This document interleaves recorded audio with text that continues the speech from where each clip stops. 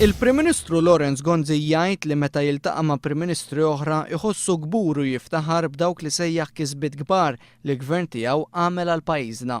Fit-tliet interventi twal meta kienet jindirizza l-attivisti nazzjonalisti f'Ħal Safi, Gonzi rrefera d-deċiżjoni ta' Moody's li tbiddel l-opinjoni tagħha dwar l-ekonomija ta' pajjiżna għal waħda negattiva għal darba biss.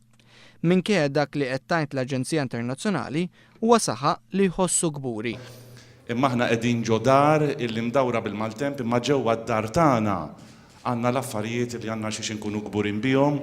Fl-intervent tiegħu Gonzi prova jmewwet il-konklużjonijiet jibsa ta' Moody's billi ddikjara li dak li qalet din l-aġenzija huwa ilu jitkellem fuqu 3 snin. Ir-rapport ta' Moody's għalinna qogħdu attenti, aħna għandna ngħiduha 3 snin noqogħdu attenti, 3 snin qabel l-elezzjoni li għaddiet. Minkejja li fl-aħħar xhur il-gvern qatt ma tkellem dwar il-problemi fl-ekonomija li semmu minn Moody's, il-Prim Ministru qal li huwa dejjem kien onest mal-poplu Malti u Awċi.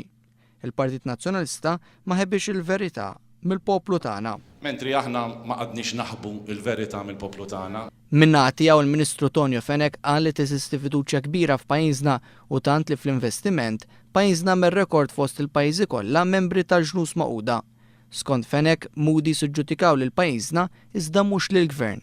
Il-gvern l-ewwel nett, ir-rating ta' Moody's mhux rating fuq il-gvern, huwa rating fuq l-istat tal-pajjiż. Il-Ministru tal-Finanzi qal li huwa jqis id-deċiżjoni ta' Moody's bħal meta tifel jagħmel eżami u minflok iġib A, iġib A-.